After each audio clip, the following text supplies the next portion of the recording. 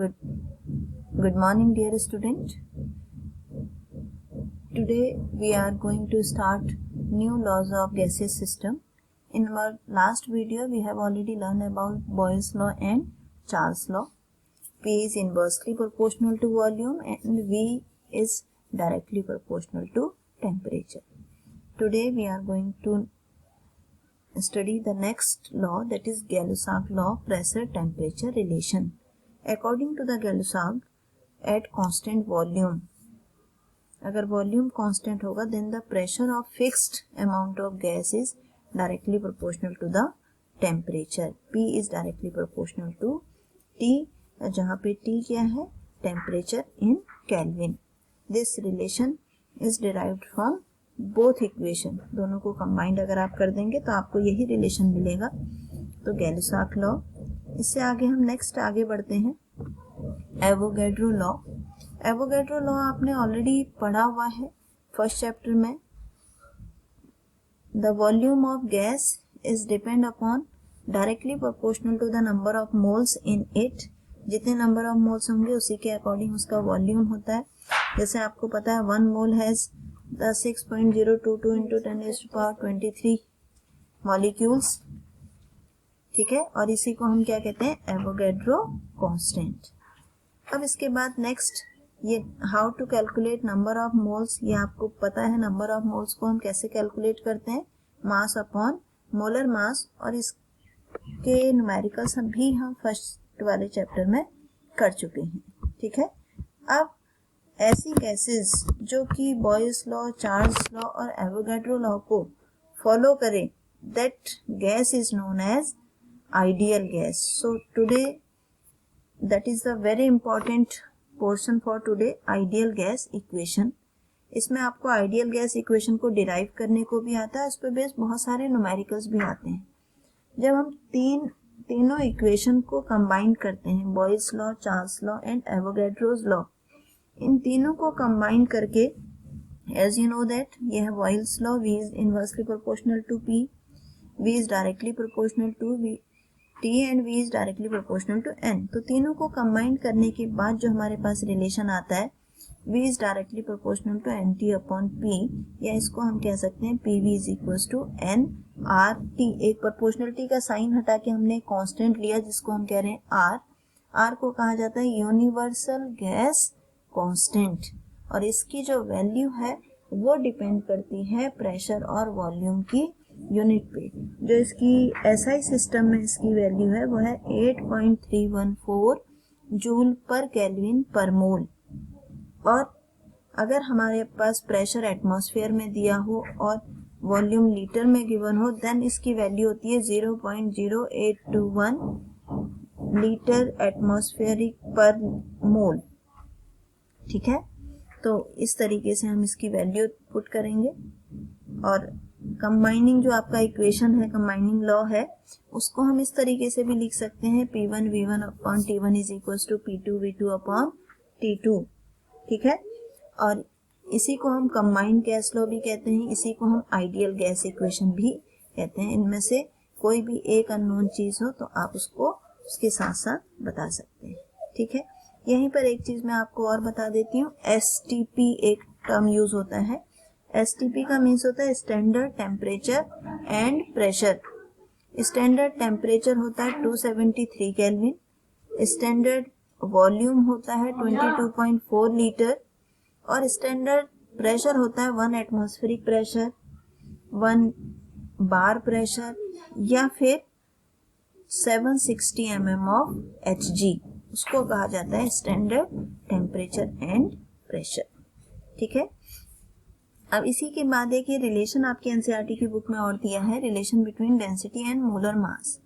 इसको हम ideal gas equation को ही अरेंज कर सकते हैं. जैसे आप N है, हमारे पास रिलेशन है PV is equals to NRT, तो आप इसको क्या कर सकते हैं, N की जगह मास अपॉन मोलर मास लिख करके, यहाँ आपने M अपॉन मोलर मास लिखा, और फिर मास अपॉन वॉल्यूम आपको पता है डेंसिटी है, तो इसको हम क्या लिख सकते हैं, D upon M is equals to PRT, या फिर M is equals to DRT upon P, या P is equals to DRT upon M. ये आपका रिलेशन आता है। ये डेरिवेशन भी आपके एग्जाम में पूछा जाता है, ठीक है। Now last law, that is Dalton's law of partial pressure. Dalton's law के अकॉर्डिंग किसी भी कंटेनर में अगर आप एक से ज्यादा गैसेस को मिक्स कर देते हैं तो उस गैस का मिक्सचर का जो प्रेशर होता है वो उस इंडिविजुअल गैस के पार्शियल प्रेशर के सम के इक्वल होता है। मींस मान लीजिए आपने 3 गैस फिल कर दी जिनका जो प्रेशर है वो P1, P2, P3 है, तो जो टोटल प्रेशर होगा वो टोटल प्रेशर उन तीनों के प्रेशर का सम होगा। कई बार जो है वो किसी भी गैस को हम वेपर के साथ, वाटर के साथ कलेक्ट करते हैं तो उसमें वाटर का वेपर प्रेशर यानी कि वाटर का एक्वस टेंशन भी वर्क करता है। तो उस केस में ड्राई गैस का जो प्रेशर है वो टोटल प्रेशर में से एक्वस टेंशन को हमें माइनस करना पड़ता है। ये चीज आप ध्यान रखेंगे जब आप न्यूमेरिकल करेंगे तब ये यूज होगा, ठीक है।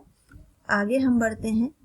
मोल फ्रैक्शन के टर्म्स में इस तरीके से लिख दिया, P की nRT अपॉन V, इसको लिख लिया। तो यहाँ ये आपको न्यूमेरिकल सॉल्व करने में ये आपकी हेल्प करेगा, ठीक है। अब इसमें आगे हम बढ़ते हैं। Behaviour of real gas, deviation from ideal gas behaviour. Generally जो प्रेशर वॉल्यूम है उसकी वैल्यू जो है वो प्रेशर इंक्रीज करने के साथ साथ डिक्रीज होती है। ये एक ग्राफ है, इस ग्राफ को जब हम स्टडी करते हैं हमारे अकॉर्डिंग, हमारे आइडियल गैस इक्वेशन के अकॉर्डिंग PV अपॉन RT और P के बीच में अगर हम ग्राफ ड्रॉ करें तो हमारे जो ग्राफ आना चाहिए वो स्ट्रेट लाइन आना चाहिए according to the relation PV is equal to nRT। 1 mole के लिए हम ले रहे हैं, लेकिन जब एक्चुअल गैसेस जैसे hydrogen gas, helium gas, oxygen gas, nitrogen gas, इनके लिए जब हम ग्राफ ड्रॉ करते हैं तो हमें ग्राफ स्ट्रेट लाइन ना मिलकर के इस तरीके का ग्राफ मिलता है। इसीलिए जो रियल गैस वाला कॉन्सेप्ट है वो यहाँ पर आता है कि आइडियल गैसेस जो है वो एक्चुअली हर टेम्परेचर प्रेशर पे एग्जिस्ट नहीं करती हैं। Real gases ideal gas behaviour से थोड़ा डेविएट होती हैं। अब क्यों डेविएट होती हैं उसका जो रीजन है, ये देखिए ये ग्राफ है P और V का, इसमें भी ये रियल गैस का है, ये आइडियल गैस का। तो ये क्यों डेविएट हो रही हैं? सिर्फ देखो ये ग्राफ दोनों जो है वो एक पॉइंट पे टच कर रहे हैं जबकि प्रेशर बहुत कम है और टेम्परेचर यहाँ पे हाई होता है। वॉल्यूम हाई है मीन्स टेम्परेचर जब हाई होता है तो हाई टेम्परेचर और लो प्रेशर पे ही कोई भी गैस जो है वो आइडियल गैस को फॉलो करती है। अब ऐसा क्यों है? ऐसा इसलिए है क्योंकि जो जितने भी गैसेस लॉ हैं वो सब काइनेटिक थ्योरी ऑफ गैसेस पे डिपेंड करते हैं। और काइनेटिक थ्योरी ऑफ गैसेस में हमने ये मान लिया है कि गैसेस के जो मॉलिक्यूल्स हैं उनका अपना इंडिविजुअल जो वॉल्यूम है वो बहुत कम है, इसलिए उसको हम नेग्लिजिबल कर देते हैं। दूसरा कि हमने ये मान लिया काइनेटिक थ्योरी ऑफ गैसेस में कि जब मॉलिक्यूल एक दूसरे के साथ स्ट्राइक कर रहे हैं तो उनके एक दूसरे से स्ट्राइक करने से वॉल के कंटेनर की वॉल से स्ट्राइक करने पे कोई भी प्रेशर जनरेट नहीं होता है। मींस उनका अपना कोई भी इंट्रामॉलिक्यूलर फोर्स उसमें नहीं लगता है। तो इसलिए जो रियल गैसेस हैं वो आइडियल गैस इक्वेशन को फॉलो नहीं करती हैं। तो रियल गैस के लिए कुछ करेक्शन टर्म इसमें हमने डाले कि P is equal to P real plus AN square upon V, ठीक है, यानी कि एक टर्म हमने इसमें ऐड कर दिया। इसी तरीके से वॉल्यूम में से भी NB वाला पोर्शन, यानी कि अगर 1 मोल का वॉल्यूम B है तो N मोल है उसमें, तो हर मॉलिक्यूल का जो वॉल्यूम है वो N टाइम मल्टीप्लाई हो जाएगा। तो टोटल गैस का वॉल्यूम V क्या है? पूरे कंटेनर का वॉल्यूम। उसमें से मॉलिक्यूल का वॉल्यूम अगर हम माइनस कर देंगे तो आपके पास एक्चुअल वॉल्यूम आएगा किसका? गैस का। तो एक आपके पास इक्वेशन आती है इससे P plus AN square upon V square V minus NB is equal to nRT। इसी को हम कहते हैं वान डेर वाल इक्वेशन, या इसी को कहा जाता है रियल गैस इक्वेशन। इसमें A और B जो आपको दिखाई दे रहे हैं वो कांस्टेंट हैं, उन कांस्टेंट को कहा जाता है वान डेर वाल कांस्टेंट। इससे ज़्यादा आपके कोर्स में ये नहीं है, आपको सिर्फ रियल गैस इक्वेशन तक ही पढ़ना है, ठीक है। इसमें एक चीज इसके बाद आती है कंप्रेसिबिलिटी फैक्टर, मीन्स कि रियल गैस जो है वो आइडियल गैस से कितना डेविएट हो रही है, इसको एनालाइज करने के लिए हम एक फैक्टर निकालते हैं जिसको कहा जाता है कंप्रेसिबिलिटी फैक्टर जेड, और ये होता है Z is equal to PV upon N R T. Ideal gas होगी तो जेड इज इक्वल टू 1 और ग्राफ जो है वो आपको स्ट्रेट लाइन मिलेगा parallel to the pressure axis. लेकिन अगर जेड की वैल्यू ग्रेटर देन 1 होगी, यानी कि हाई प्रेशर है, तब भी आपको वो स्लोप जो है वो आइडियल नहीं मिलेगा, और जेड की वैल्यू कम होगी तो उस केस में भी आपको आइडियल गैस इक्वेशन को वो फॉलो नहीं करेगा। कंप्रेसिबिलिटी फैक्टर रिप्रेजेंट करता है क्या, कि डेविएशन फ्रॉम आइडियल बिहेवियर, ठीक।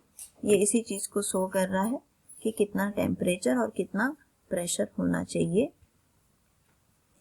और इसके बाद लिक्विफिकेशन ऑफ गैस वाला टर्म जहां से आपकी एनसीईआरटी की बुक में जहां से ये पोर्शन स्टार्ट हो रहा है, इसके पीछे का सारा पोर्शन आपके कोर्स में नहीं है। फ्रॉम लिक्विफिकेशन ऑफ गैसेस के बाद कोई भी पोर्शन आपके कोर्स में इस साल नहीं है, आपको उसको नहीं पढ़ना है, ठीक है बच्चों। तो यहाँ पे आपका स्टेट ऑफ मैटर वाला चैप्टर जो है खत्म होता है।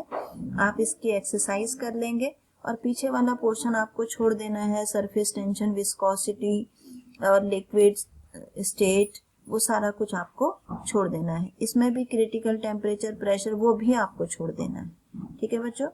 चलिए आज ये आपका चैप्टर खत्म हो गया, आप इसकी एक्सरसाइज करेंगे। Thank you.